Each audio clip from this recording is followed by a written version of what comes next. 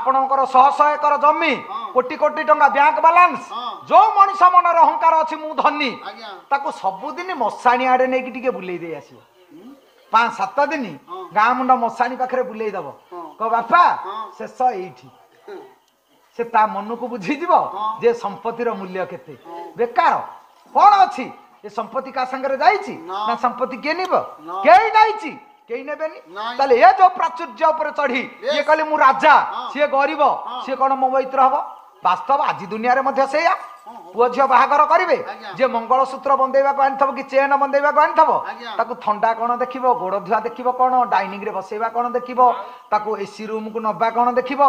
जी 50 टंकिया व्यवहार से ठिया होता द्वारे भाई केते आसिल बस टे 50 टंका बसैवा थंडा 50 टंका तो व्यवहार थंडा से केते दब ताकू फिर भोजी खाइब केते प्रति आदर ना समाज पूरा धन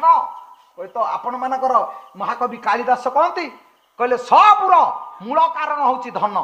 जदि धन अच्छी सब अच्छी सस्यास्ति वित्तं स नर कुलीन सचापि मूर्ख शतदर्शनीय स पंडित सश्रुतवान गुणज्ञ तो सर्वे गुणा कांचने माश्रयंती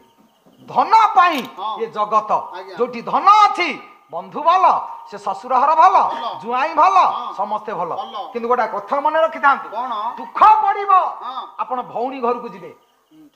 सुख बेले भौणी घर को जातु किसी असुविधा ना किंतु दुख बेले भौणी घर को जी ससुर घर को जीवे बाकी हो जाइछंती करज हो गले बिलबाड़ी बिकिदेले धन अभाव हो गला चाकरी चलीगला दुकान भागीगला ससुर घर को जदि जीव केही रहिबेनी ग्रिल पके दे कुआडे पळेबे तबे एठी आइलानी मागिबो तेनु दुख पड़िला बेले ससुर घर को जीवेनी सुखरे अछंती भल रोजगार अच्छी मिठा 5 किलो पहाड़ू आनिले परिवा पत्र धरले एसी कार धरी द्वारे पहुंचले शाली की देखिबा सब सेवा कौन सासू नाके ओढ़ना दे कि मांस किनिबा कथा कौन ससुर पुआ सहरी भिड़ी नबा कौन सोला नन्ना को उठ आसिले बोली कुंढे पकेबा कौन यदि धन नाही ग्रिल चाबी पके दे भितर रहिबे दे तमे बजेबो आसीबो केही सुनिबेनी किंतु दुख पड़िला आ गोटाए जागा को जिवे भौणी पाखु पैसा नहीं पाखरे दिन मजूरिया सावित्री की शाढ़ी खंडे नवा पैसा नहीं आखिरे लुह भौणी द्वारे दीपर खरे पहुंची जीवे भौणी नहीं जीव पेटे खुआई ठंडा खुआई पान दे तमें जदि कह झील आ जाऊँगी मुझे तो आनी पारे किसी 50 कि 100 रखिता ना कहीं आणुलु कहीदे भाई की छाड़देव स्वामी ऑफिस आसला बेलू यारी पैसा गडर जुग नहीं जोड़े 500 टंकिया देखिल मो नना व्यस्त भितर थला जे किछि आनिनी 1000 टका दे देकी पड़े एबे तो सबु हबे व्यतिक्रम आमे पूरा व्यतिक्रम परिस्थिति रे पहुंचीचे जाहाले मध्ये सब उल्टा हबो काहे कि व्यतिक्रम हला कि जो तांकु देख देला पावर बापा संपत्ति रे झियर अधिकार तुम ढिसी मिलिया बिकिबु कि से कह मु 10 कत दे दिनी तो दबु लखे सेही जको व्यतिक्रम हो गला ताले स्वार्थ पाई सिना किंतु वास्तव जीवन को देखिले भौणी सहित भाई रो जो निबिड़ संपर्क सृष्टि रे आउ का पाखरे नाही तेनु सुख पड़िले ससुर घर जीवे दुख पड़िले भौणी द्वार को जीवे ताले कोई बार उद्देश्य से दिन चिंता कले राजा मते चिन्ही पारिलेनी पिपिली का गर्भ पर्वत तारा लागी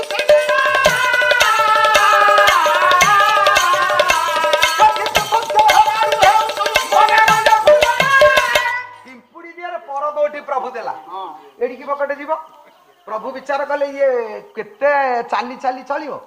पर दोटी देबी ये टिके उड़ीबो खाद्य संग्रह करिवो जेमिति गातरू बाहला ये उड़ीला